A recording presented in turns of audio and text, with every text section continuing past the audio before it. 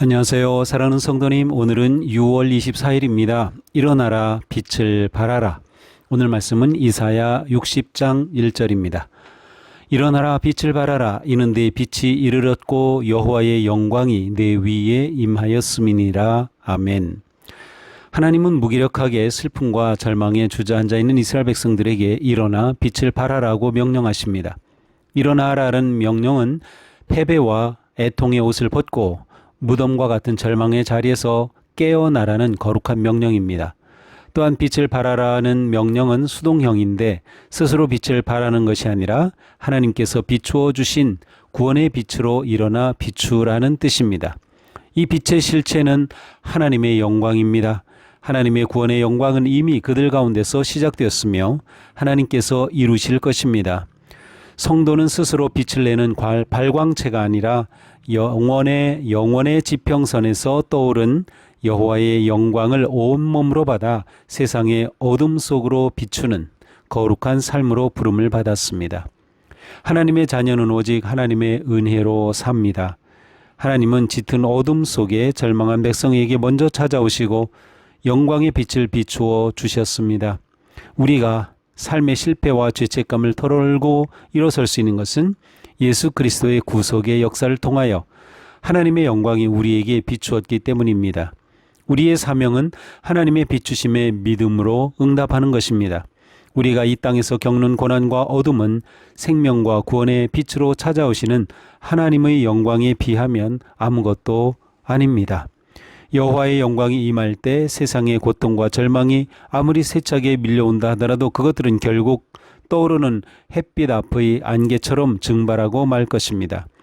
하나님의 영광과 은혜의 닻을 내린 성도의 영혼은 눈앞의 어둠과 허상에 속지 않고 하나님의 영광의 빛을 삶 속에 비추어 생명과 구원의 삶을 끝까지 걸어갑니다.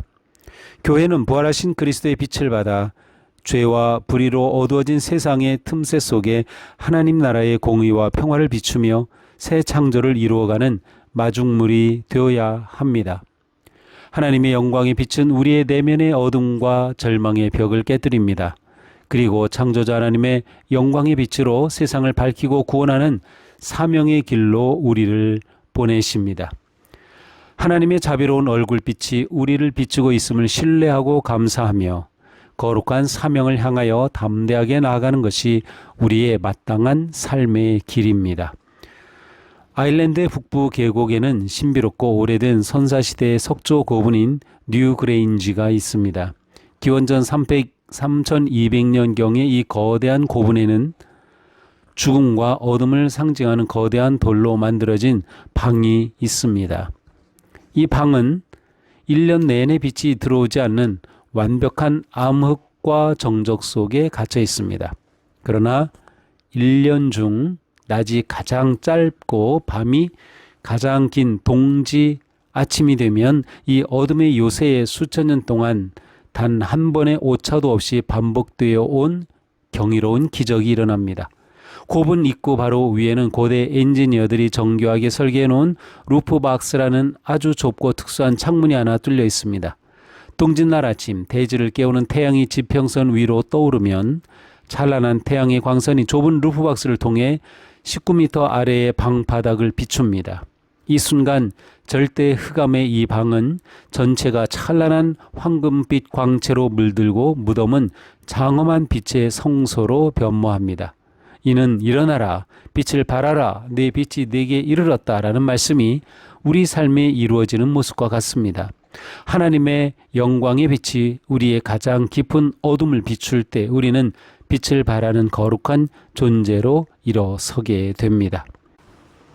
오늘도 주님께서 우리를 향해 은혜와 생명의 빛을 비추심을 기억하고 일어나 빛을 발하며 하나님이 부르신 사명의 삶을 향해 담대하게 헌신하는 승리의 하루가 되게 하십시오. 기도합시다. 언제나 새 창조의 빛을 비추시는 하나님, 우리 스스로 일어나 빛나야 한다는 위선과 강박과 교만을 내려놓고 오직 주님의 신실한 얼굴빛으로 생명과 구원의 빛을 반사하며 어둠을 몰아내는 삶이 되게 하옵소서. 예수 그리스도님의 이름으로 기도합니다. 아멘. 오늘 하루 우리를 향해 비추신 주님의 그 놀라운 생명의 구원의 빛이 가득하여 우리의 삶이 세상에서 또한 소망의 빛이 되는 하루가 되기를 축복합니다. 사랑합니다.